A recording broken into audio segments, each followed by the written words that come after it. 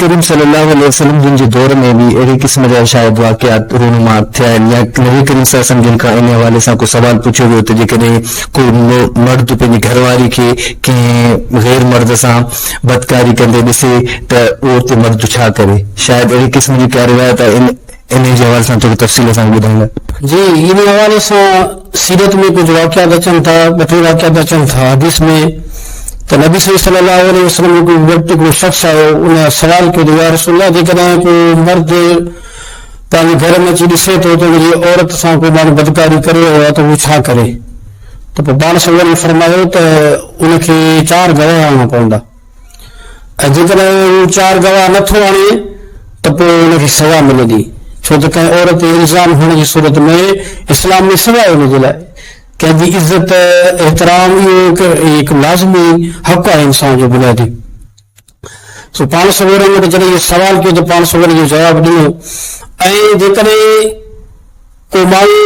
अहिड़ो आहे जंहिं वटि गवाह न आहिनि त पोइ इस्लाम जो तरीक़ो आहे त उहो माण्हू लियान करे। लियान जो मतिलबु इहो आहे त को माण्हू जेकॾहिं ॾिसे थो उनजी घरवारी बदकारी में मुब्तला आहे त उन माण्हूअ खे खपे त उनजो मामिलो कोर्ट में खणी वञे, काज़ी वटि खणी वञे ऐं उनजे मथां इल्ज़ाम हणे त उनखे बदकारी कंदे ॾिठो आहे। पोइ क़ुरान मजीद में अल्लाह ताला जो कानून सूरह नूर में बयानु फरमायो आहे त उहो माण्हू 4 दफ़ा कसम खणी करे चवंदो त मां पंहिंजे इल्ज़ाम में सचो आहियां ऐं 5 दफ़े इहा ॻाल्हि चवंदो त जेकॾहिं मां पंहिंजे इल्ज़ाम में कूड़ो आहियां त पोइ मूं ते ख़ुदा जी लानत हुजे।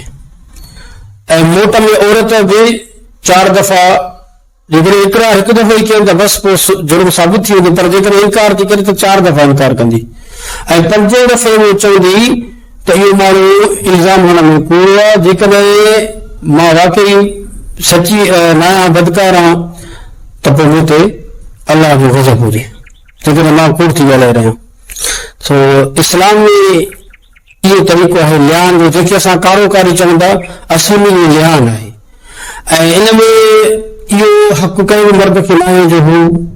औरत जी जान वठे, हुन सां ज़ुल्म करे, हुन सां ज़्यादती करे। इहे कोई बि हुजे, हुनजो मर्द हुजे, हुनजो पीउ हुजे, हुनजो भाउ हुजे, इहो हुनजो हक़ न आहे जो हुनजी हू जान वठे। जेकॾहिं अहिड़ो मामिलो ख़ुदा न ख़्वास्ता को थी पवे थो त पोइ हुनजो हल इहो आहे त हू हुन मामले खे अदालत जी सतह ते खणी वञे।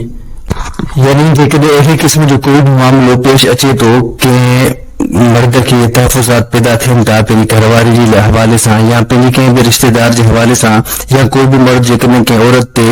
उनजी इज़त जे हवाले सां बदकारी जो इल्ज़ाम हणे थो त उन इल्ज़ाम ते जीअं असां वटि उमूमन थिए थो, इल्ज़ाम हणण वारो पाण ई फ़ैसिलो करण वारो बि आहे, पाण ई सज़ा ॾियण वारो बि थी वञे थो, यानी इल्ज़ाम बि साॻियो हणे थो, वरी उन ते पंहिंजी सज़ा बि नाफ़िज़ करे छॾे थो। उमूमन उहा सज़ा तशद्दुद खां वधी करे क़त्ल ताईं पहुचे थी। सभ खां पहिरीं त इहा ॻाल्हि वाज़े करणु असांजे लाइ कयो त छा कंहिं बि सूरत में कंहिं बि फ़र्द खे या ख़ासि इन मामले जे हवाले सां जेकॾहिं असां तव्हां खां पुछूं त कारोकारी जे हवाले सां बि छा मर्द खे इहो इख़्तियार आहे त उहो औरत खे सज़ा ॾे, चाहे उहो या उनखे क़त्ल करे, क़त्ल जहिड़ो संगीन क़दम, इंतिहाई क़दम खणे। जेकॾहिं उहो इहो क़दम खणे थो त दीनी लिहाज़ खां उन जो हुकुम छा हूंदो, छा उहो क़ातिल न आहे? बिल्कुलु उहो क़ातिल आहे। दीन में असल में इंसान जी जान जी बड़ी हुरमत आहे। अल्लाह ताला क़ुरान मजीद में फरमायो त हिकिड़े इंसान जी जान नाहक वठणु समूरे इंसान जी क़त्ल बराबरि आहे ऐं दीन में सभ खां वॾो जुर्म इंसाननि जे हवाले सां उहो इंसान कंहिंजी जान वठणु आहे। कारोकारी जे हवाले सां कंहिं बि इंसान खे हक़ न आहे हू पाण काज़ी थी करे पाण सज़ा मुक़ररु करे या पाण सज़ा नाफ़िज़ करे, इहो अल्लाह ताला कंहिंखे बि इख़्तियार न आहे ॾिनो। ख़ुदा न ख़्वास्ता अहिड़ो जेकॾहिं वाक़ियो रूनमा थी थो पवे त जीअं मां तव्हांखे गुज़ारिश कई त उनखे खपे त उनखे कानूनी सतह ते हल करे, उनखे अदालत ताईं पहुचाए। अफ़सोस आहे असां वटि उहो निज़ाम कोन्हे को, वरना दीन त मुंहिंजो बहितरीनु हल ॿुधायो आहे त उहो माण्हू काज़ी वटि अची करे पंहिंजी ॻाल्हि पेश करे ऐं जीअं मूं तव्हांखे ॿुधायो त इहो लियान थींदो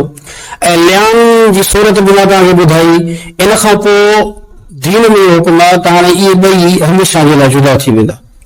ऐं कॾहिं बि इहे वरी वापसि इन रिश्ते में जुड़ी न सघंदा। हालांकि आमतौर ते तव्हां ॾिसो त को माण्हू तलाक थो ॾे पंहिंजी घरवारी जी, भली 3 तलाकूं ॾे थो त वरी मुमकिन आहे त उहे ॿीहर शादी करे सघनि था, पर लियान में हिन सूरत में कॾहिं बि ॿीहर इहो रिश्तो वरी अथवा जी रिश्ते अथवा जी तालुक में ॿीहर हू नथा अची सघनि। ॿी ॻाल्हि इहा त जेकॾहिं उहे जेका सज़ा थो ॾे या ख़ुदा न ख़ास्ता क़तल थो करे त हू कातिल आहे, हू दीन जी निगाह में बि मुजरिम आहे ऐं दुनिया जे कानून में बि हू मुजरिम आहे। दुनिया जो कानून बि कंहिंखे इजाज़त नथो ॾिए त हू कानून खे पंहिंजे हथ में करे पाण सज़ा नाफ़िज़ करे, इहो मुजरिम आहे, इहो कातिल आहे।